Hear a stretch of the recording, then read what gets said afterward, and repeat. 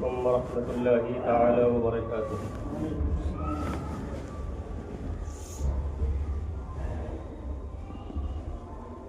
نحمده ونصلي ونسلم على رسوله الكريم، أما بعد فأعوذ بالله من الشيطان الرجيم. بسم الله الرحمن الرحيم. يا أيها الذين آمنوا اتقوا الله حق تقاته ولا تموتن إلا وأنتم مسلمون. صدق الله العظيم وصدق رسوله النبي الأمين المتين الكريم، ونحن على ذلك لمن الشاهدين والشاكرين،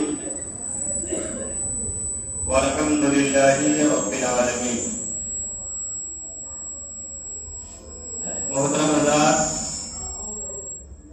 خطبہ مسونہ کے بعد میں نے قرآن مجید و فرقان حمید کی سورہ آل عمران کی ایک مختصر سی آیت کریمہ تلاوت کی. آئیے اس میں کچھ سننے اور سنانے سے پہلے ہم اور آپ مل کر ایک مرتبہ آقائے نامدار مدینے کے تاجدار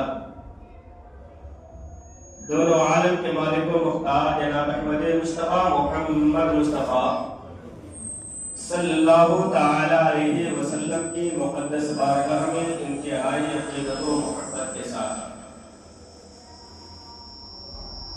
درود پاک کا نظارہ پیش کریں. اپنے بابا سے اللہم صلی علی سیدنا شفیعنا حبیبنا نبینا مولانا محمد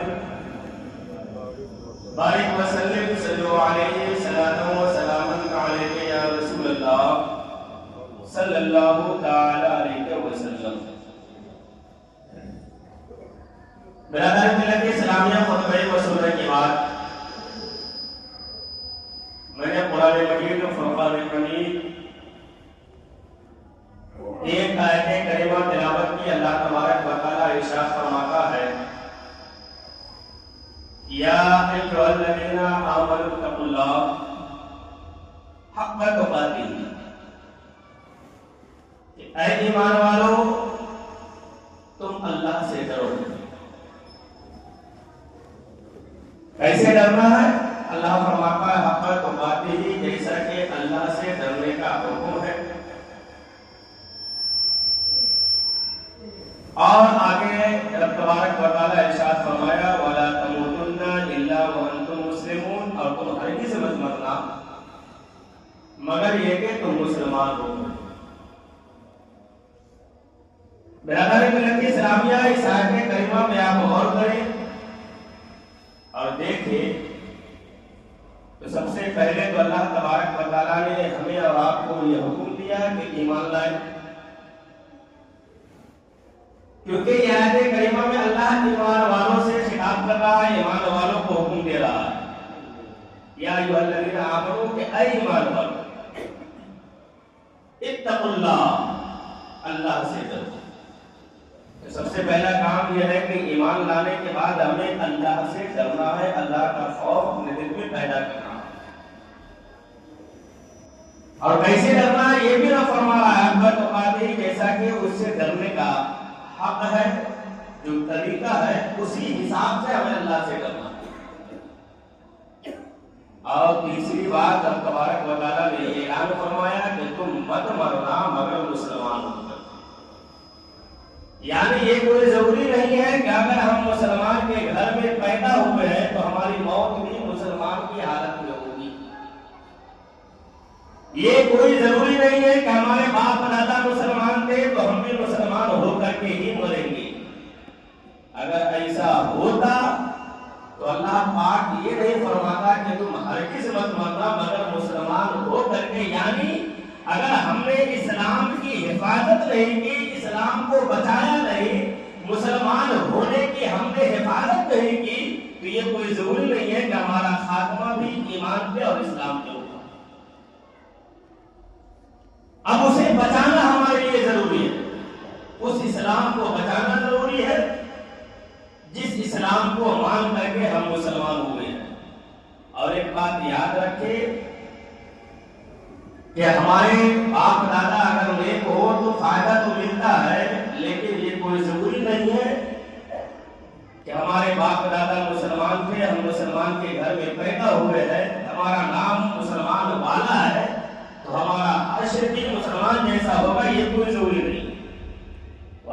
حضرت نوح علیہ السلام اللہ کے نبی تھے، وہ پیغمبر تھے اللہ کے، لیکن ان کا بیٹا جن کا نام کنعان تھا ایمان نہیں لایا، اللہ کو نہیں مانا، تو پیغمبر ہونے کا بیٹا اسے کام نہیں آیا کہ وہ ایک پیغمبر کا بیٹا ہے، وہ ایک نبی کا بیٹا، ایسا کام نہیں آیا۔ وہ ہمارا جو عمل ہوگا، ہمارا جیسا عمل ہوگا وہ ہمیں کام آئے گی، ورنہ حضرت نوح علیہ السلام کے بیٹا کے بارے میں حکم نہیں ہوتا کہ ان کے باپ کا مرتبہ، ان کے باپ کا پیغمبر ہونا، ایک نبی کا بیٹا ہونا ہی وہ صرف یہ کام نہیں آیا۔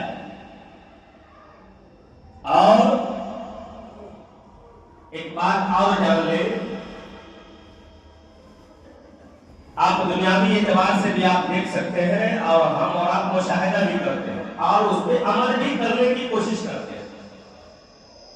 ہم اگر کسی چیز کو خریدنے کے لیے جائیں تو ہماری نیت، ہمارا مقصد یہ ہوتا ہے کہ اگرچہ 2 روپیہ زیادہ لگ جائے لیکن سامان اچھا ہونا چاہیے۔ کیوں؟ تاکہ وہ سامان ہمیں بار بار خریدنا نہ پڑے، وہ زیادہ دن تک قائم رہے، زیادہ دن تک میں اس چیز کو استعمال کر سکوں۔ مکان بناتے ہیں، ہم پیسہ کو نہیں دیکھتے، ہمارا ایک ہی مقصد ہوتا ہے، ہماری نگاہ ایک ہی چیز پہ ہوتی ہے کہ یہ جو میں مکان تعمیر کر رہا ہوں اس میں کہیں سے بھی کوئی کمزوری نہیں آنی چاہیے، تاکہ بعد میں پریشانی نہ ہو، مکان مضبوط ہونا چاہیے تاکہ ہمارے اولادوں کو کام آئے، ہمارے بچوں کے لیے پریشانی نہیں ہو۔ ہم 50 سال بعد کا سوچ کر کے کوئی کام 50 سال پہلے کرتے ہیں کہ 50 سال کے بعد، 40 سال کے بعد اس جو میں کام کر رہا ہوں، جو خرچ کر رہا ہوں، اس کا نتیجہ 50 سال کے بعد ہمیں کیا ملنے والا ہے۔ یہ ہماری سوچ ہر فکر ہوتی ہے، ہر انسان کی ہوتی ہے۔ ٹھیک اسی طریقے سے ہم جو کلمہ پڑھ کر کے مسلمان ہوئے ہیں، ہم جو مسلمان کے گھر میں پیدا ہو کر کے مسلمان ہوئے ہیں، تو ہمیں زندگی بھر اس مسلمان اور اس اسلام کے بارے میں سوچنا ہے کہ آج جو میں کلمہ پڑھ کر کے مسلمان ہوا ہوں، جس نبی کو مان کر کے، یہ اسلام اور یہ مسلمان ہونا ہمیں مرتے وقت بھی کام آئے۔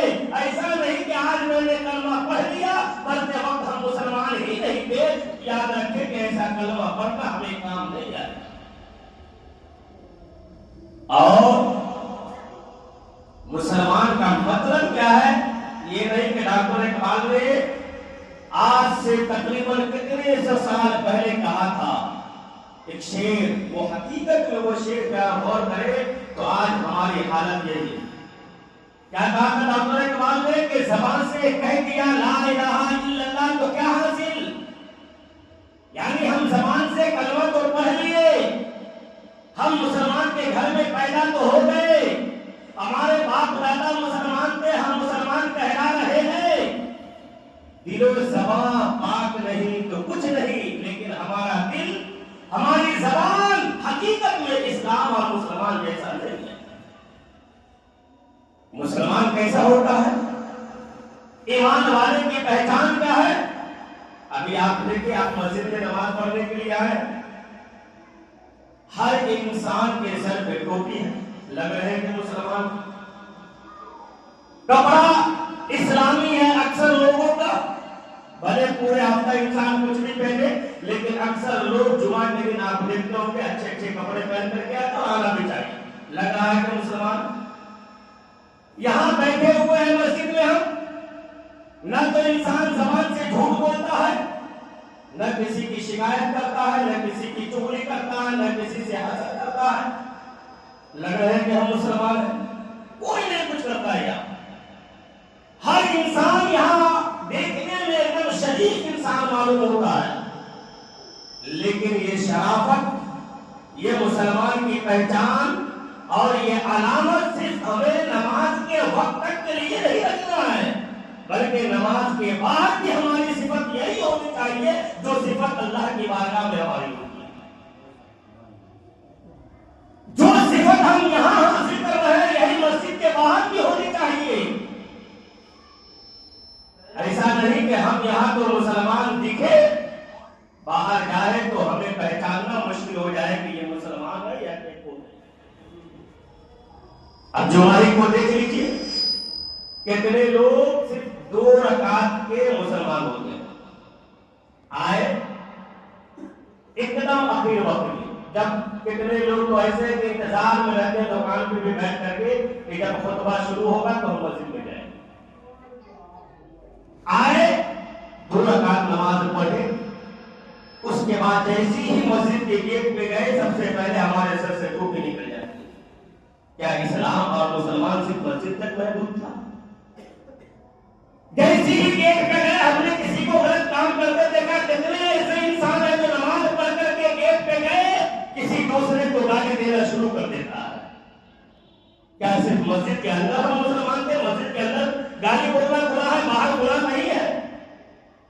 मस्जिद के अंदर जब इंसान सफ लगा करके खड़ा होता है तो आपने देखा होगा कि हम जनाजा में भी ऐलान करते हैं, मस्जिद में भी हम ऐलान करते हैं कि कंधे से कंधे मिला करके खड़े होइए, करते हैं ना? सफेद सीधे रख के कंधे से कंधे मिला करके खड़े हो।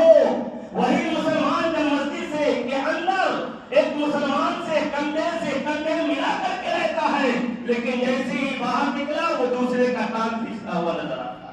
कंधा मिलाना किस तरीके से मुसलमान के साथ मस्जिद में जरूरी है, उसी तरीके से मस्जिद के बाहर भी जरूरी है। ऐसा नहीं कि हम मस्जिद में आए तो कंधे से कंधे मिला करके खड़े हो, बाहर जाए तो किसी के कान खींचते हुए नजर आए। ये मुसलमान नहीं, ये इस्लाम नहीं है। एक बात और जान ले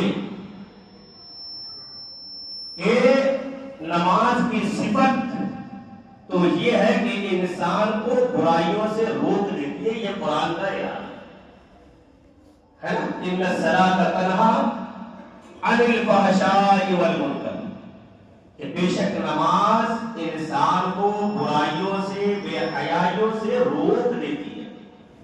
लेकिन आज देखें क्या हम रुक रहे हैं? मस्जिद के बाहर है तो किसी का हक मारते हैं, मस्जिद में आते हैं तो भी किसी का हक मार करके हो जाते हैं। मस्जिद में जुमा के दिन आए 2 रकात पढ़े, क्या जुमा में सिर्फ 2 ही रकात पढ़ना जरूरी है? नहीं, 12 रकात पढ़ना जरूरी है। अगर हमने 12 रकात में से 1 रकात भी छोड़ दिया तो हमें गुनाह मिलेगा। अब 2 रकात पढ़ करके हम जब भाग जाएंगे तो क्या ये अल्लाह का हक मारना नहीं हुआ? क्या हम रसूल को धोखा नहीं दे रहे? क्या हम अल्लाह को धोखा दे करके मस्जिद से नहीं निकल रहे? मस्जिद के बाहर गए, कोई भाई का हक मार रहा है, कोई पड़ोसी का हक मार रहा है, कोई किसी को सता रहा है, क्या ये हक मारना नहीं है? हमारी सिफत का है मुसलमान कि हमारे अंदर अल्लाह का डर नहीं है। अब पूरे कुरान में आप देख ले कि अल्लाह ने पूरे कुरान में कहीं भी नमाज पढ़ने के लिए नहीं कहा। अल्लाह ने ये नहीं फरमाया कि ईमान वालों नमाज पढ़ो, पूरे कुरान में कहीं भी नहीं। अब आप सोचते होंगे जब कुरान में नमाज पढ़ना नहीं है तो क्या है? फिर तो मैं बताऊं, कुरान में अल्लाह ने जहां जहां भी नमाज का हुक्म दिया वहां यह है कि नमाज कायम करो।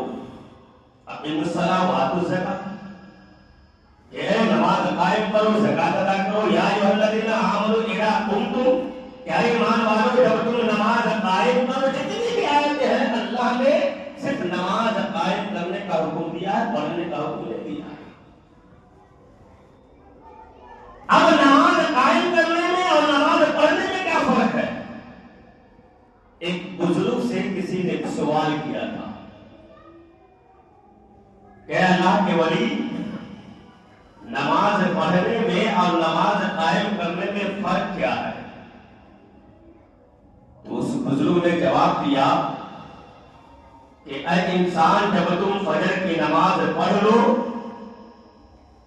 जब तक के ज़ोहर का वक्त ना आ जाए तुम ऐसे रहो गोया कि तुम नमाज की हालत में। पूछने वाले ने सवाल किया कि हुजूर हमने समझा नहीं, अगर हम फजर की नमाज पढ़ ले, ज़ोहर तक हम नमाज की हालत में रहे तो हमारे बाल बच्चे भी है, हमें रोजी भी कमाना है, हमें एक दूसरे को देखना भी है, फिर कैसे हम ये चीज करेंगे? हम और आप यही सवाल करते हैं। इंसान की लवाज़िमात जिंदगी भी है, जरूरियात जिंदगी भी है। रिस्क कमाने का भी हुक्म अल्लाह ने हमें दिया है कि नमाज पढ़ो, उसके बाद जमीन में फैल जाओ, अपने लिए रिस्क तलाश करो।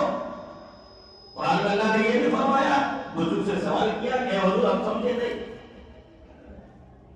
اس بزرگ نے جواب دیا کہ جب تم فجر کی نماز پڑھے تھے تو تم پاک تھے یا ناپاک؟ کہا حضور ہم پاک تھے کیونکہ ناپاکی کی حالت میں نماز نہیں ہوتی. کہا جس کپڑے کو پہن کر کے تم نے نماز پڑھی فجر کی وہ کپڑا پاک تھا یا ناپاک؟ کہا پاک. کہا جس جگہ تم نے نماز پڑھی تھی وہ جگہ پاک یا ناپاک؟ کہا پاک. کہا جب تم مسجد میں گئے تمہاری زبان سے جھوٹ نکلا تھا؟ کہا نہیں. مسجد میں کون جھوٹ بولتا ہے؟ کہا جب تم مسجد میں گئے تھے تو کسی کی چغلی بیان کیے تھے؟ کہا نہیں. کہا جب تم مسجد میں گئے تو کیا دوسرے مسلمان کے حق کو تم نے مارا تھا؟ کہا نہیں. کہا جب تم نماز پڑھنے کے لیے فجر میں گئے تھے تو کسی پہ ظلم کیے تھے مسجد کے اندر؟ کہا نہیں.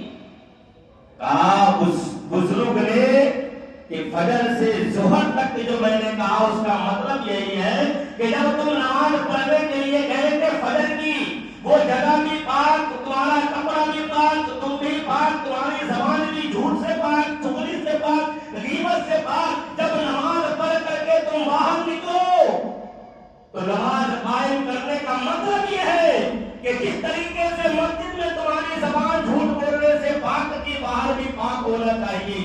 تمہاری زبان کسی کی چغلی کرنے سے مسجد میں محفوظ تھی باہر بھی ہونا چاہیے. جب تم مسجد میں پاک جگہ پہ ہو کاروبار تم باہر کرنے کے لیے جاؤ وہ جگہ بھی پاک ہونا چاہیے، وہ کاروبار بھی پاک ہونا چاہیے. جب تم مسجد میں کسی کا حق نہیں مارے ہو باہر بھی تمہیں کسی کا حق نہیں مارنا ہے. یہی ہے نماز قائم کرنا. اور جو انسان کی یہ صفت ہوگی اللہ فرماتا ہے وَلَا تَمُوتُنَّ إِلَّا وَأَنْتُمْ مُسْلِمُونَ. کیسا انسان کبھی بھی نہیں مر سکتا ہے مگر وہ مسلمان ہو کر. یہی ہے اس آیت کریمہ کی تفسیر. آج ہم نماز پڑھتے ہیں یہی وجہ ہے کہ آج ہمیں نماز برائیوں سے نہیں روکتی ہے. اگر نماز حقیقت میں ہم قائم کرنا شروع کر دیں ہم مسلمان جس طریقے سے مسجد میں مسلمان ہیں مسجد کے باہر بھی ہماری صفت مسلمان کی ہے نا؟ ایسا تو نہیں ہے کہ ہم مسجد میں آئے تو مسلمان باہر گئے تو ہمارے سارے حق ختم. نہیں، ہر ایک انسان اللہ کے حقوق کی ادائیگی میں برابر ہے، چاہے وہ نمازی ہو، بے نمازی ہو، حاجی ہو، بغیر حاجی ہو، عالم ہو یا جاہل ہو، حافظ ہو یا کوئی بھی ہو. اللہ کے جو حقوق ہے اس کے ادائیگی میں سب برابر ہے. سب سے برابر کا کل میدان محشر میں سوال ہوگا. ایسا نہیں کہ ہم حاجی ہیں اگر نماز نہیں پڑھے تو ہم ان کا مذاق اڑائے کہ دیکھو حج کر کے آیا نماز نہیں پڑھتا. حج کرنے کا مطلب حج سے پہلے بھی ان کے اوپر نماز فرض تھی، حج کے بعد بھی نماز فرض ہے.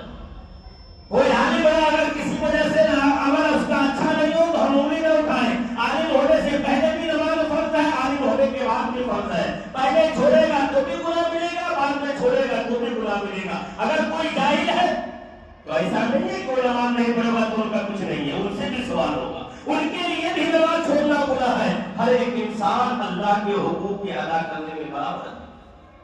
اور یاد رکھیں اگر انسان اللہ سے ڈرنا چھوڑ دے، کیا کرتے اللہ سے ڈرنا چھوڑ دے، ہماری صفت جو مسلمان ہونا ہے وہ ختم ہو جائے تو یاد رکھیں اللہ تبارک و تعالیٰ پھر اس قوم کے ظالموں کو مسلط کرتا ہے. اس آیت کی تفسیر میں آپ پڑھیں تو معلوم ہوگا. اور اگر ہمارا ایمان سچا ہے، ہمارا عقیدہ درست ہے، ہم مسلمان پکے ہیں، اگر تھوڑے بھی رہیں گے تو اللہ اس تھوڑے سے مسلمان کو بڑوں کے غلبہ عطا فرمائے. قرآن کے ایک آیت کریمہ ہے یا ایھا الذین آمنوا اذا لقیتم فئۃ فاثبتوا وذکروا اللہ. اس آیت کریمہ کو آپ سمجھ لیں اور آج کے حالات اور آج سے 1400 سال پہلے کے بھی حالات دیکھیں تو بات سمجھ میں آ جائے گی کہ اگر ہمیں اپنی زندگی کو سکون سے گزارنا ہے تو سب سے پہلے ہمیں اللہ کا ہونا ہوگا. اگر ہمیں چین کی زندگی چاہیے تو ہمیں اللہ کا ذکر کرنا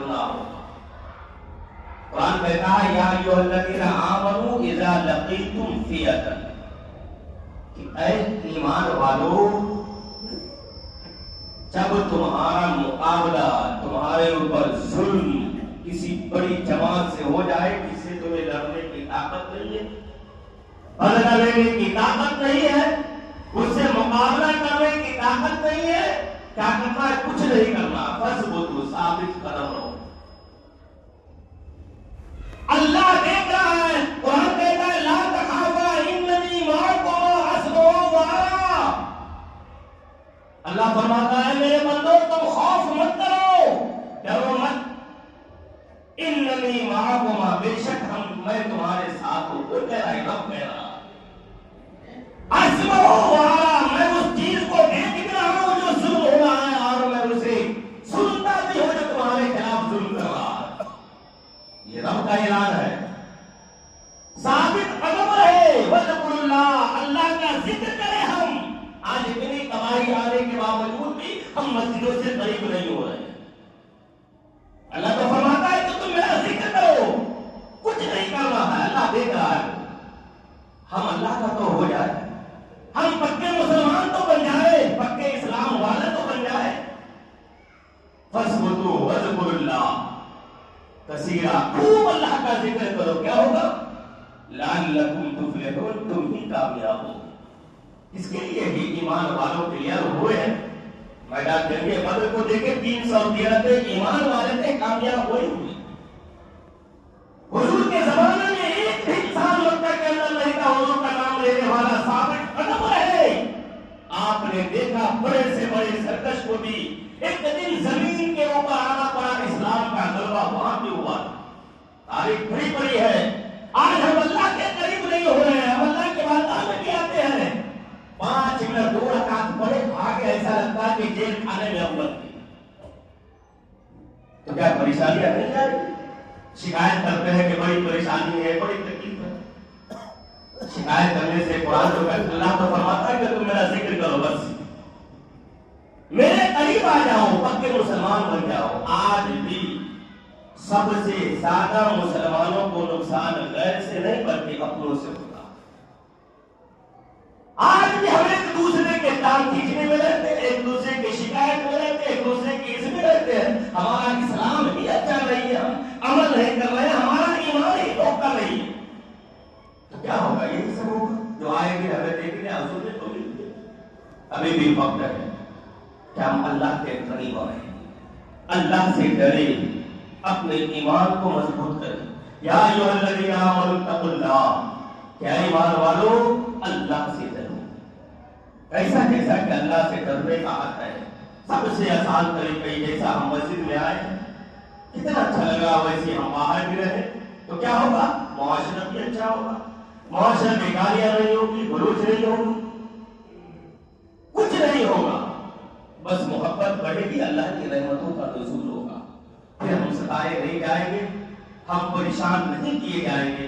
شرط یہ ہے کہ ہم ایک دوسرے سے محبت کریں، ایک دوسرے سے جس طریقے سے ہم مسجدوں میں کندھا ملا کر کے کھڑے ہوتے ہیں، باہر بھی ایک دوسرے کے ہمدرد بنے، مددگار بنے، کندھے سے کندھے ملا کر کے رہے، ٹانگ نہ کھینچے، کسی سے حسد نہ کرے، جھلن نہ کرے۔ اللہ اگر ہم پکے مسلمان ہو جائیں گے، ہم یہاں بھی کامیاب رہیں گے اور انشاءاللہ ہماری آخرت بھی اچھی ہوگی۔ اللہ تبارک و تعالی ہم سب کو نیک عمل کرنے کی توفیق عطا فرمائے، آمین۔